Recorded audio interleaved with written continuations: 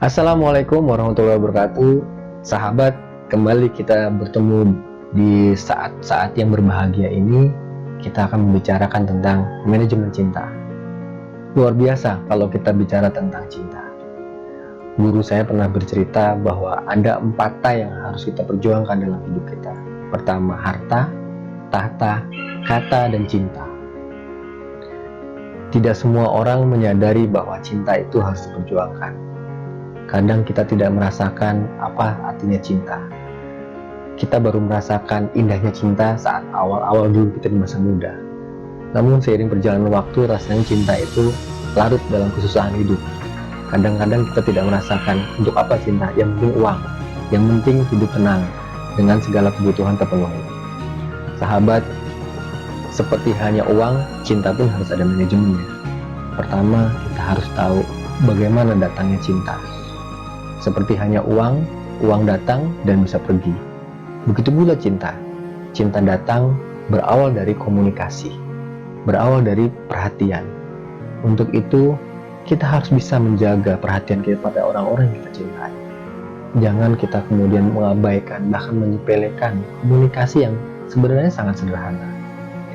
Saat ini, rasanya kita dengan mudah punya peralatan komunikasi, mulai dari handphone, telepon, kemudian email, yang itu akan memudahkan kita berkomunikasi. Tapi terkadang orang menghilangkan unsur yang menjadi dasar komunikasi, yaitu bagaimana kita bertegur sapa, kemudian bagaimana kita bisa melihat ekspresi wajahnya, kemudian bagaimana perasaan pada saat menyampaikan informasi yang ataupun pesan-pesan yang ingin kita berikan. Sahabat, pesan yang dimaksud adalah pesan pada saat kita mau mengajukan hutang. Jangan sampai kita lalai tidak menyampaikan pesan mau mengajukan hutang kepada orang yang kita cintai, apalagi kepada istri kita, apalagi kepada orang tua kita. Karena pada dasarnya mereka akan sangat peduli, mereka akan sangat khawatir apabila hutang itu tidak dapat kita penuhi.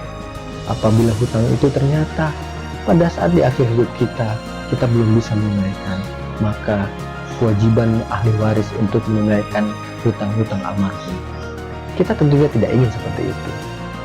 Ada juga kisah di mana seorang istri berhutang hanya untuk memenuhi kebutuhan keluarganya tanpa izin dari suami. Apa yang terjadi? Suaminya kemudian marah, kemudian akhirnya meninggalkan istrinya. Memang itu juga tidak sepenuhnya menjadi kesalahan istri, tapi juga apakah kemudian kita membuat itu ditolerir? Juga tidak. Semuanya harus bisa menjaga komunikasi. Sahabat, bermulai dari kata-kata kita akan membangun cinta. Untuk itu, pilihlah kata-kata yang tentunya tidak menyakitin. Pilihlah suasana yang pas agar pesan-pesan yang kita ingin sampaikan dapat diterima. Kemudian, pada saat kita sudah merasakan ujian hutang, kita harus bisa menjaga jangan sampai orang-orang yang kita cintai itu merasa terbebani. Ada seorang kawan saya yang dia mengalami ujian hutang, kemudian istrinya kepikiran, istrinya kemudian merenung setiap saat, dan itu tidak disampaikan kepada suaminya. Tapi qadarullah, ternyata istrinya merasa putus asa dan akhirnya mengakhiri hidupnya di rumahnya. Nauzubillah min dzalik. Terkadang kita lalai menjaga orang-orang yang kita cintai. Kita terlalu egois memikirkan diri kita sendiri, ternyata orang-orang di samping kita kecewa, merasa depresi, dan akhirnya mengambil jalan pintas yang tentunya tidak kita harapkan. Sahabat, pada saat kita mengalami kesulitan saat ini, dekatkan hati kepada orang-orang yang kita cintai. Pastikan orang-orang yang kita cintai memahami kondisi kita. Jangan kemudian karena kita khawatir mengecewakan orang yang kita cintai, kita memaksakan diri dengan mendapatkan uang dari hutang lain, hanya untuk menutupi untuk sementara, hanya untuk mengatasi agar tidak diketahui oleh orang yang kita cintai. Tapi lambat laun ternyata itu lebih mengecewakan orang yang kita cintai. Sahabat, orang yang kita cintai itu adalah anugerah yang terbesar dalam kehidupan kita. Kita tidak ingin menukar orang kita cintai dengan harta berapapun. Tentunya kita tidak ingin kehilangan mereka, tapi juga kita juga harus menyadari bahwa mereka punya hak terhadap diri kita. Mereka juga punya hak bahwa setiap keputusan kita harus meminta pertimbangan mereka. Jadi saat ini buat sahabat yang masih jauh mempunyai hubungan cinta kepada orang yang kita sayangin, marilah mendekat. Kita yakin bahwa mereka tidak akan meninggalkan kita dalam kondisi susah. Tapi andaikan pun mereka meninggalkan kita harus menerimanya.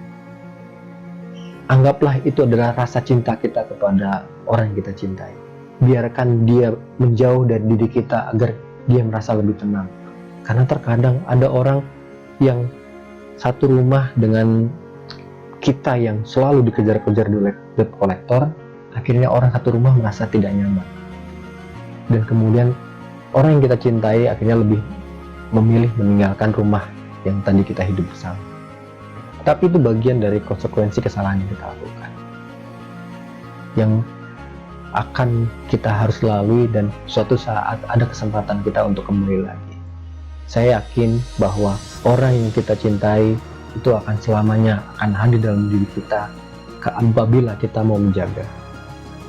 Sahabat, cinta hadir karena Allah, dan juga cinta akan kembali kepada Allah. Jadi pada saat kita ditinggalkan orang dicintai, kembalikan semua kepada Allah. Karena semata-mata cinta Allah lah yang abadi. Cinta Allah lah yang akan menemani kita sampai hingga akhir zaman.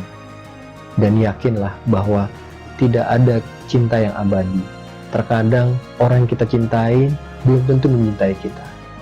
Terkadang kita memperjuangkan seseorang, belum tentu orang tersebut memperjuangkan kita.